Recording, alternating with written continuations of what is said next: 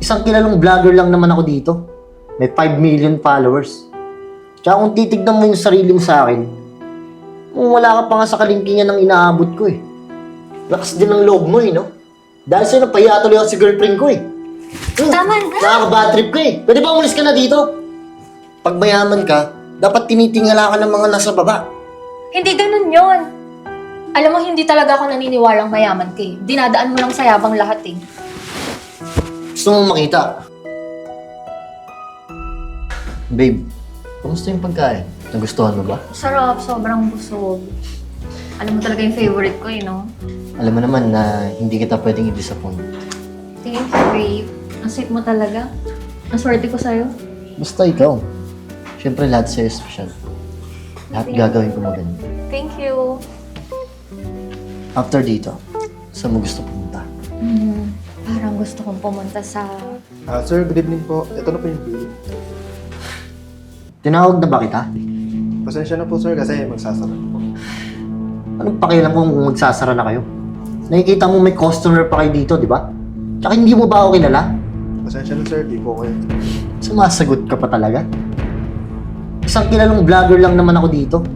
May 5 million followers.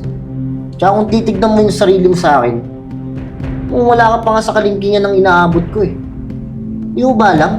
May 3 akong kondo, 2 lupa, tsaka may 3 akong kotse. Eh ikaw, anong meron ka? Apartment? Na inuupahan? Babe, teka lang. Sinisira na ito gabi ko eh. Ano bang tinapos mo? Elementary? Ba namang restaurant to? Nag-hire ng mga katulad mo? Hindi ko nga alam, mukha kang nagtatrabaho sa karinderya eh. Tama na yan. Okay? Tama na. Ako na magbabayad. Hindi pwede. Tawagin mo yung manager nyo. Ayaw ko kumausap sa mga katulad mong walang alam. Sir, pasensya na po kasi wala pong bill. Wala akong pakialam kung walang inabilin. Kilalanin mo kung sinong kausap mo. Sige na, ako na Hindi magbabayad. pwede, babe. Tama na, babe. Hindi ako kilala na ito eh. Mga kilalang customer nyo, dapat alam mo. Okay na, ako na. Yung totoong mayaman, hindi umasta ng ganyan. Lakas din ng loob mo eh, no? Dahil sa'yo napahiya tuloy ako si girlfriend ko eh.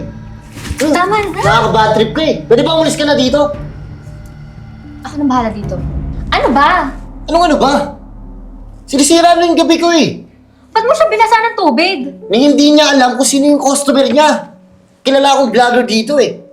Oo, sige, mayaman ka, pero hindi mo kailangan yung gawin. Anong hindi ko kailangan gawin? Pwede ba? Babe, walang kalaban-laban yung tao. Wala akong pakialam. Pag mayaman ka, dapat tinitingala ka ng mga nasa baba. Hindi ganun yon. Alam mo, hindi talaga ako naniniwalang mayaman ka eh. Dinadaan mo lang sa yabang lahat eh.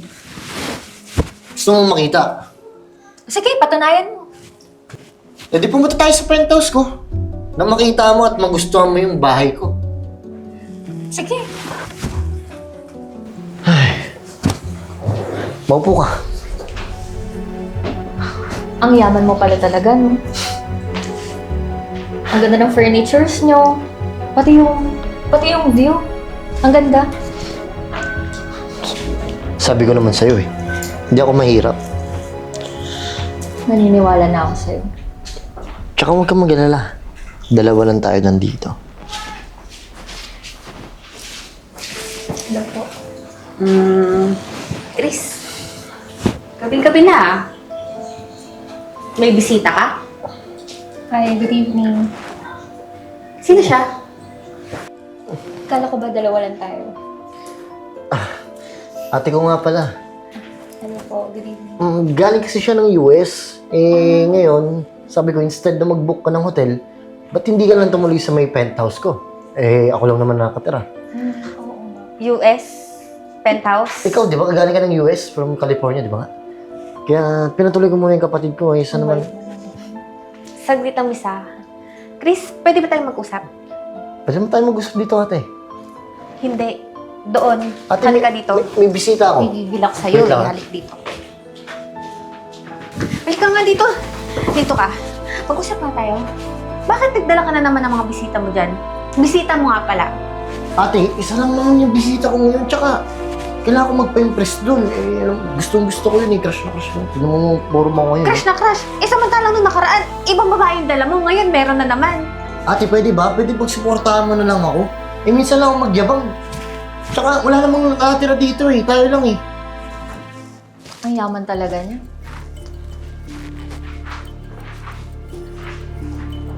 Excuse me, sino ka? Ako? Oo, ikaw. Girl, nawawala ka ba? Or nahihibang ka lang? Hello, bahay ito ng boyfriend ko. Boyfriend mo? Oo. Teka lang. Ang pagkakaalam ko, babae ako. Hindi ako tomboy. Ang yabang-yabang mo. Ayan, dyan ako mapapahamak sa'yo. Ikaw, pag nalaman talaga to ni Madam, malalagot ako. Baka Ate, hindi naman niya malalaman kasi wala naman sila dito ngayon. Ay, ang tagal na sa ibang bansa nun. Halos di na nga umuwi yung mga yun. Sinasabi sa'yo, yung kayabangan mo, pag yan nagpahamak sa akin, ha? Yung ginagawa mo dito? At sinong boyfriend yung tinutukoy mo? Ano? Anong balak mo? Bahala ka dyan, basta ako. Kailangan suportahan mo ako ngayon. Sige, susuportahan kita ngayon, ha? Pero pag napahamak ka, huwag na huwag mo ko ituturo. Sinasabi ko sa'yo, i-deny kita ng kapatid ko. Bahala ka nga dyan, ate. Mauna na ako. Ayos talaga yung lalaki na yan. Ito na pala siya eh. Sino to? Oh, Chris. Tita, napaga yata yung uwi nyo. Di ba next week pa kayo pupunta? Hindi mo ko, tita. Hindi kita kaano-ano. Kapatid ka ng katulong ko. At nagdala ka pa ng babae dito. Nang wala ka man lang pasabi sa may-ari. Sabi ko na nga ba, puro kayabangan lang yung pinapakita mo sa akin eh. Nanlait ka pa ng waiter sa restaurant kanina. Teka. Ikaw nanlait? Saan restaurant sinasabi mo? Sa POTG Cafe. Ah. Doon ka pa talaga sa restaurant ko nagwala. Hindi ka pwede manlait ng mga tao doon, ha? At sino naman yung nilait-lait mo? Han! Oh, Han. Nandito ka na pala. Pasensya ka na ha. Hirapan na i-park yung Ferrari natin. Okay. Dito ka umupo. Ikaw, girl, lumipat ka sa kabila.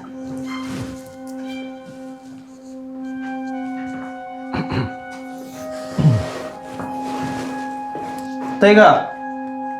Mamumukhaan ko to ha. Kilala mo si Chris? Siya lang naman yung bastos sa restaurant mo. Ah, at ikaw yung binastos niya. Ako lang naman. Akala ko ba mayaman ka? Di ba 5 million followers ka? Ba't nandito ka? Eh, penthouse to ng girlfriend ko. Ang yabang pa nito? Mayabang? Paano magyayabang yan?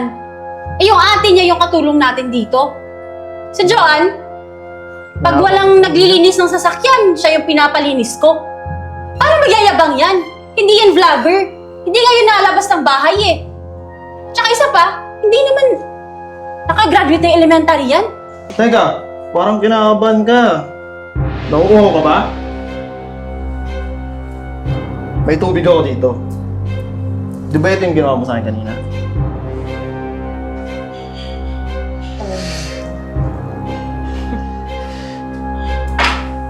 Dapat lang sa'yo yan. Alam mo, Chris, kung sinabi mo lang sa akin na mahirap ka, okay lang eh, kaya kitang tanggapin eh. Pero yung magpapanggap ka na mayaman para lang ma-impress ako, it's over. Ikaw, lahat ng narating ko sa buhay ngayon, pinaghirapan ko. Hindi ko yun nakuha sa madaling paraan. Kung gusto mong umangat, umayos ka sa buhay mo. Hindi yung magyayabang ka sa ibang tao. Magsumikap ka. Mag-aral ka at magtrabaho ka. Para marating mo kung ano narating ko. Hindi yung nagpapanggap ka na mayaman ka. Simula ngayon, ayaw na kitang makita dito sa bahay. Sa oras na makita kitang mag-step dito, ipapakulong kita. Naintindihan mo? Ano pang ginagawa mo dito? Umalis ka na! Alis! Juan, okay ka lang ba? Okay na. Nakabawi na ako. Alam mo, mali yung ginawa niya. Pero sana natutunan niya yun. Tara, kain tayo. Tara.